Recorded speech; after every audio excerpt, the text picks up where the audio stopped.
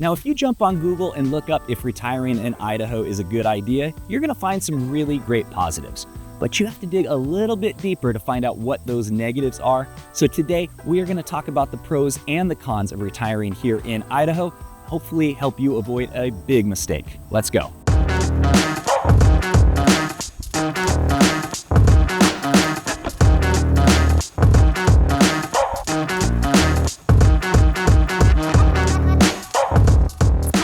Hey, welcome to another episode of Living Life in North Idaho. My name is Trent, and I've been in this area for 32 years. If you're interested in knowing more about what it's like living, eating, working, playing, and buying real estate here in Idaho, this is the channel for you. Go ahead and tap the subscribe button, hit the notification bell, so every time I come out with a new video, you're getting notified. Now, guys, I came all the way down here to be able to show you this beautiful spot. Every time you drive past the freeway heading into Coeur d'Alene, you're gonna see this bridge that overlooks the Post Falls Dam. And right now the dam is partially open. It's absolutely gorgeous, as you can see from my drone video. So if you do get up here, definitely come check this place out. There's also a really great kids park right next to it. One of my favorite spots to go when I was growing up. So diving in, the pros and cons of living in Idaho. Now, I can't say whether this is gonna be the right place for you or not, but I'm gonna list all of the things that you should be considering when looking at a place to retire to. And then hopefully at the end, you can decide.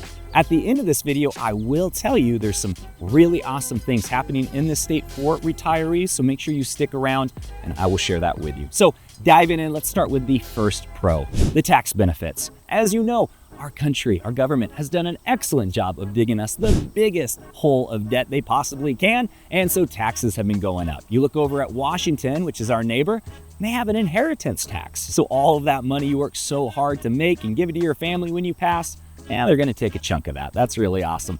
Not happening here over in Idaho. You do not have an inheritance tax. You do not have a Social Security tax. So all that money you worked hard putting into that fund, that goes directly to you. There's a lot of other benefits with taxes, but we're gonna talk about that here in a second. But yes, the tax benefits right there for retirees is secured, and it's awesome for a lot of people. Next is the cost of living. Now, I wish I could tell you this is the cheapest place to live in the country. It's not. It used to be, and it wasn't exactly the spot that people were rushing to get to. In fact, a lot of people were leaving because there wasn't very much opportunity to make a living here. So for those that are looking to move here to retire, you are gonna pay quite a bit less in gas, in groceries, in insurance.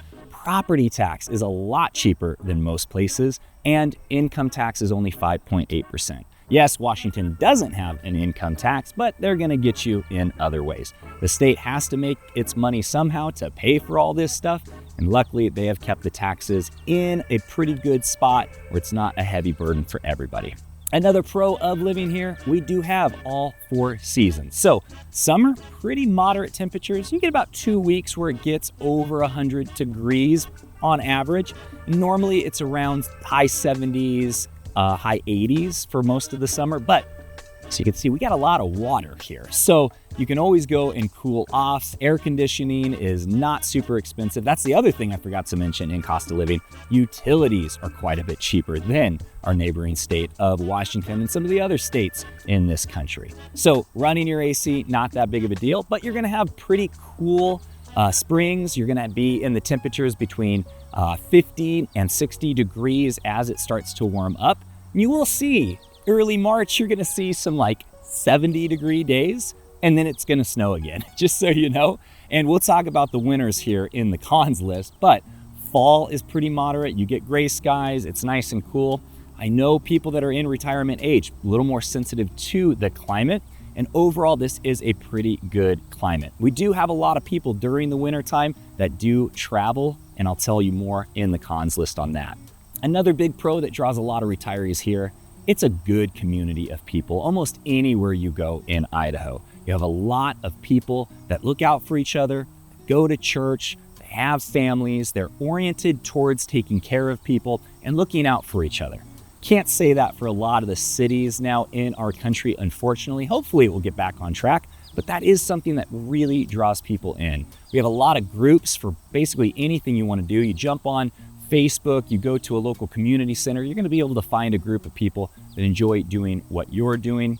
There's also a ton of golf courses and a ton of boating. And I know for me, as I get older, those things are more and more important. I'm a little less snowboarding on the mountain and hiking the mountains. I like to just relax a little bit more. And I imagine people who are retiring, a lot of them are still in that category. Though I will say my stepdad, he's in his late 70s and he's still hitting Vail and all those mountains. So good on him. But yeah, for a lot of people, the boating and being able to relax, those are things that you can definitely do here. In the state of Idaho, you have around 163 golf courses and some really, really great ones up here in North Idaho. You have Gaza Ranch, which that's a private club, same as the club at Black Rock, private, but you meet the right people, you can get on there. But we have the Coeur d'Alene Resort with the floating green, which is super popular. That's known throughout the world. And you also have a ton of other golf courses in the area that are pretty affordable compared to some of these that, you know, you go to like Pebble Beach and some of the ones over in Kirkland. They can get really expensive. So definitely a good community, and there are things to do. Now, the next big pro is our crime rates, especially up here in the Coeur d'Alene area. Crime rates are quite low, and down in Boise, they're even lower. And so I think the reason for that is we have a really strong community of people. People who move here are community oriented, and so they look out for each other. It's also a constitutional carry state, so you can conceal a firearm without needing the permission of anybody. So you never know who's armed, which oftentimes keeps the criminals going to gun-free zones. Wouldn't you imagine that? That's weird. Anyway, yeah, this I can't say that everywhere is safe. I can't say that everywhere in Idaho has low crime, but I can say on average the crime is quite a bit lower here. And the last really big pro that drives a lot of people here, it's a pretty conservative Republican government that runs things. And as you know, they tend to look out for people's money instead of finding reasons why it belongs to them. And so with all these changes happening in the country, Idaho has been pretty consistent about what they're charging for taxes and consistent with the fact that they don't want to charge a ton of taxes. In fact, I think it was last year or 2 years ago, they ended up giving $1 billion back to the people because the property taxes and everything had been paid. They had gone up quite a bit and it was way over their budget, and so they just gave it back. How often do you hear about that happening? Not very often. So yeah, as far as Idaho being consistent, as far as a lot of changes taking place, really don't have to worry too much about that. But as you know, everything can't be roses and daisies all the time. We got to look into the cons, and these are pretty stinking serious. So I do recommend you finish this video and make sure that these are things that you can deal with if you decide to move here. The first big con is the harsh winters. Told you I was going to save it. Winters can be pretty stinking harsh. I have grown up doing extreme sports like dirt biking, skateboarding, snowboarding. I feel it. As soon as it starts getting cold, I feel it. And so I've talked a lot about going and doing the sauna and the ice baths to bring down that inflammation, help with that pain, and it does help a lot. So there are things you can do, but if you've had a lot of surgeries and that really bad cold snap that happens every year hits, you're gonna be hurt.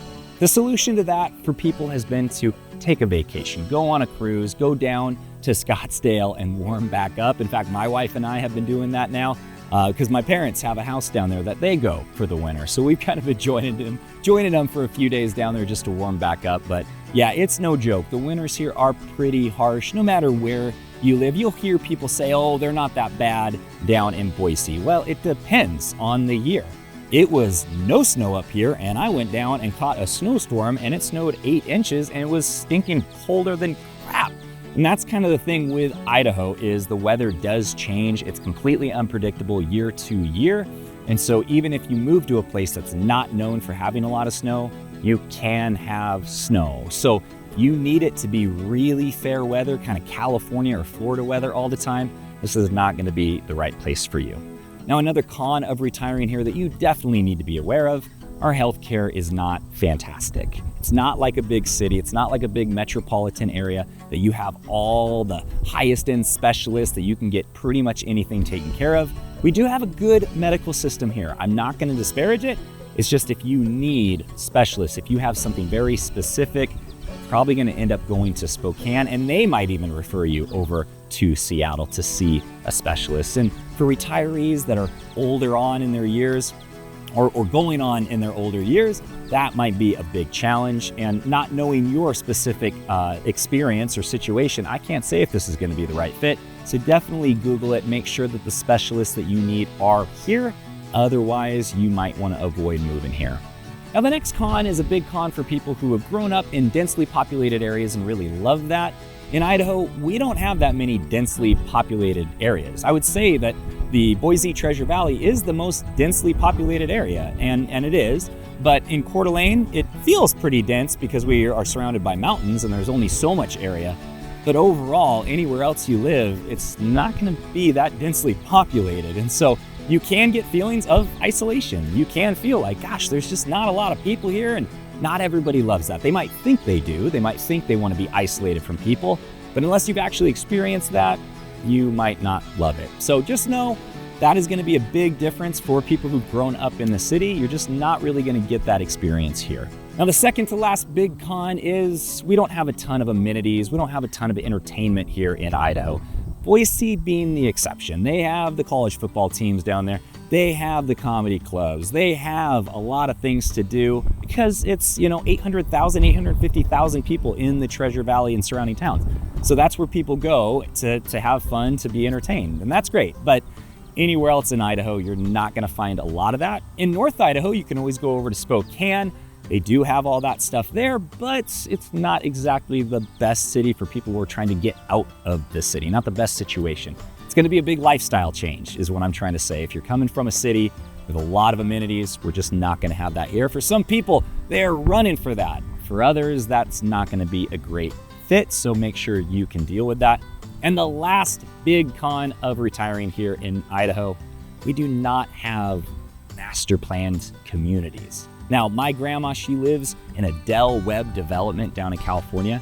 I think that's awesome. That is what I want if I'm that old and just can't really do the things that I love doing. You have community, you have stuff nearby. It's really awesome. Hopefully, I'll die while riding a horse or doing something cool. But, if that doesn't happen and I live long into my old years, master plan communities are great. They're not for everybody, I get it, but they are pretty cool. We don't have any really, especially here in North Idaho. Even 55 and older places, it's mostly just a gated community and maybe a pool, but there's not going to be everything. Now, the really awesome thing that I told you that's happening down in Boise, there is a group that is building the Dry Creek Ranch Master Development. It is going to have horses and stables. It's going to have pool, tennis courts. It's going to have stores. It's awesome. Now, looking on their website, it looks like the lowest price house is around $800,000. So it's going to be out of reach for a lot of people. And they even go up, well past that. But for those who are looking for that, it is going to be here in the Boise area, which is pretty cool. And I really hope somebody builds one up here in North Idaho. I don't know if it's going to happen because of the winters. They know a lot of retirees like to go somewhere else during the winters, but I do think it's an awesome addition here in Idaho for our retirees. So what do you guys think? Is this a place that you could actually retire to? Could you see yourself retiring here? Or what is the issue that you think would keep you from retiring here? I want to see it in the comments. I definitely do check those, so leave a comment there. But if you do have a specific question, please reach out. Or if you are serious about getting moved here, please reach out. I've done over 120 videos, and there are a lot of comments in each one, so it's hard to keep up. So definitely reach out directly to us through the email, text message, or phone calls. And if you want more information about what it's like living here, there should be a couple videos right here. Make sure you give me a thumbs up, subscribe to the channel, and I will see you guys on the next one.